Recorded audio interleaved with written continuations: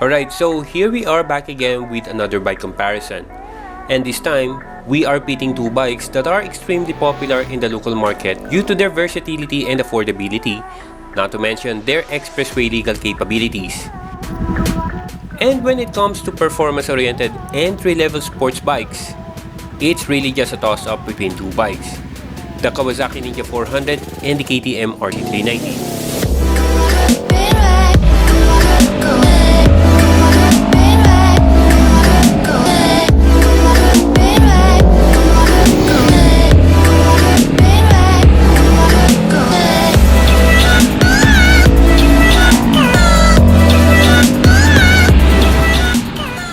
The lightweight sports bike class has reached a feverish pitch as of late.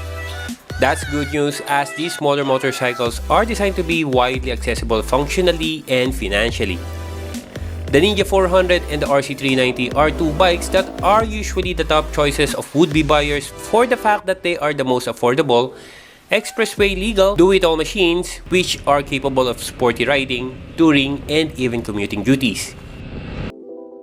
However, while these two bikes are very much alike in certain aspects, they're also very different from a performance, features, and ergonomics point of view. And that is what we are going to find out today. Which sports bike suits you best? Tara, let's find it out.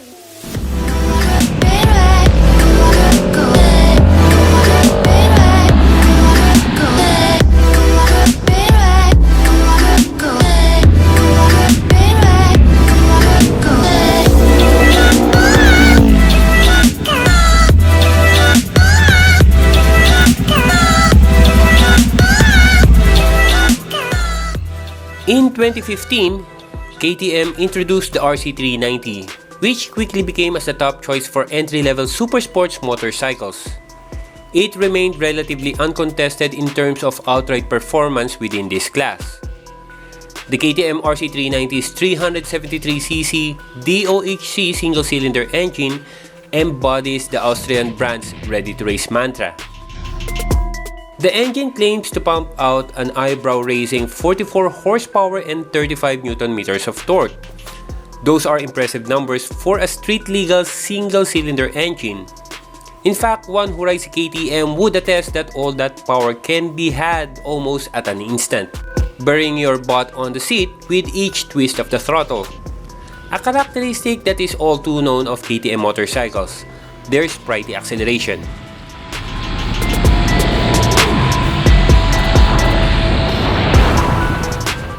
Meanwhile, the Kawasaki Ninja 400 packs a 399cc parallel twin engine which produces around 45 horsepower and 35 Nm of torque. With an advantage of just a few ponies over the KTM, the Ninja certainly has a higher top speed. However, maximum power is achieved at the upper reaches of the rev range, meaning you'll need to wring out the engine to get most of the power on top. From a performance perspective, these two bikes are packing very different power plants. For starters, the KTM RC390 produces power much lower in the rev range and begins tapering off as you approach the rev limit. It does, however, make for a very exciting ride, given how punchy and responsive it feels.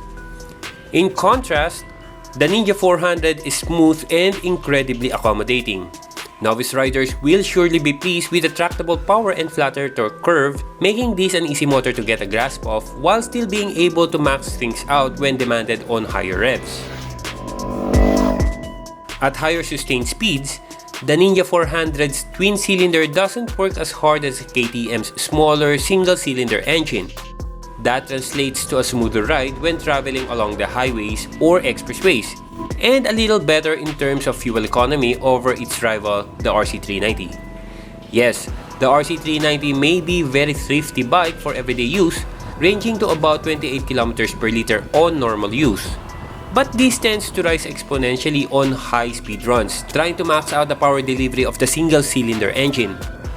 Overall, when stretching its legs, because the Kawasaki's 399cc parallel twin has higher rev ceiling, it feels like it has a bit more at the top end. But it would be the RC390 hands down when torque on demand is what's most important.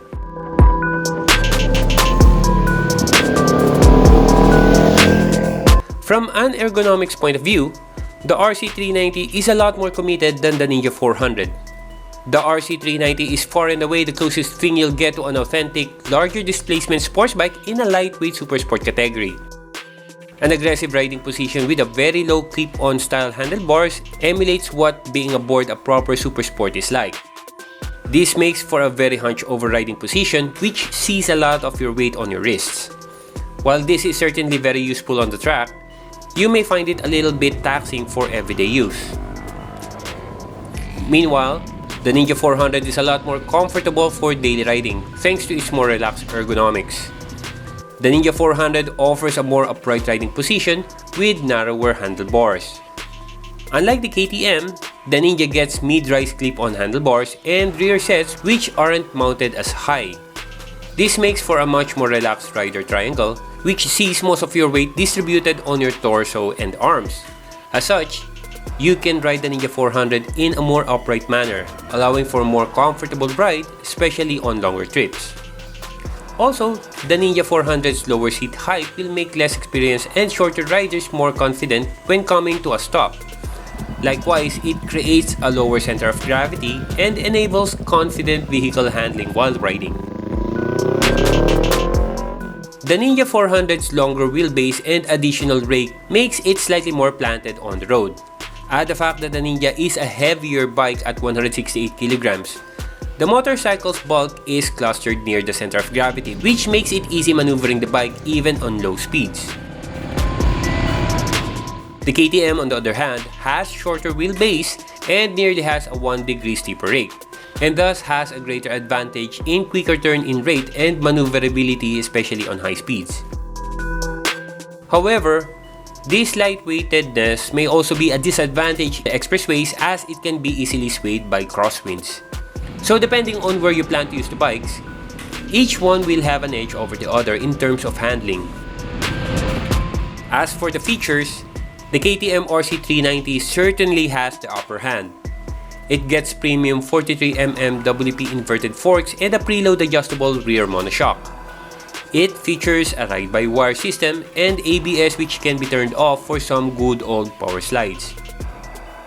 The RC390 slides are nothing less than extraordinary as well, with aggressively styled headlights that are trademark design of the bike.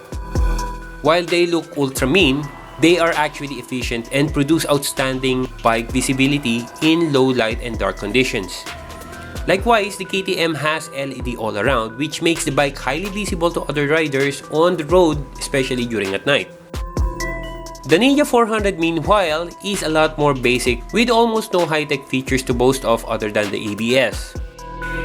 Although it does have full LED headlights, everything else are old-school incandescents. It gets conventional non-adjustable telescopic forks from KYB, as well as preload adjustable rear monoshock with knees and brakes equipped with dual-channel ABS serving as the bike's anchors. However, one of the most important factors considered by many when buying these types of motorcycles is the looks. Though looks can be subjective, it does have a great impact on the buying preference of potential buyers, and in some, looks alone can be a deal breaker. Despite being an 8-year-old design, the RC390 still looks modern and very sharp. Reason why people still buy it and use it for everyday city commute despite the inconveniences in its riding stance. Its angular styling and razor-shaped fairings fools the eye into thinking that the bike is fast even when it is not moving.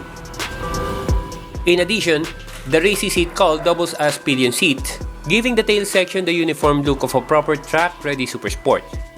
However, the only one thing I would have wished for this bike is a little more bulk, as it tends to be overwhelmingly overshadowed in terms of size when placed side by side with other big sports bikes, in our case, the Ninja 400. Now on the other hand, the Ninja 400 draws visual inspiration from the larger motorcycle Ninja lineups. The 400 integrates the aspects from the Kawasaki H2 and sporty headlights that are reminiscent of the X series bikes, something that riders will definitely appreciate. Likewise, the bulkiness of the Ninja 400 screams of a big bike, no doubt about it. That alone will sell the bike, especially here in the Philippine local settings. Now, as far as pricing is concerned, the KTM RC390 gives you a 30,000 peso savings over the Ninja 400, priced at around 300,000 pesos. Considering all the features and performance derived from this bike, this is one bang for the buck expressway legal bike that's perfect for track use while still able to provide fuel economy on everyday use. A real trainer super sports that gives one the superbike feels whenever, wherever. On the other hand, the Ninja 400, priced at a higher price tag of 331,000 pesos, will provide a reliable all-around sports bike which can be competitive on the track but equally at home on daily commute. Perfect for street riding with the bulk and the feel of a real big bike. Overall, both bikes present very reliable track-ready daily commuters with their own strengths and personalities. At the end of the day, it really boils down to your intended use. Always do remember, you buy the bike that suits your needs. And with that, I guess I'll end my vlog here. Thank you for watching. If you like this video, do hit a thumbs up and subscribe to BossTL PH. Don't forget to click that notification bell to be notified of our new uploads. And as I always say, stay awesome, stay safe, see you in the next episode. Bye for now.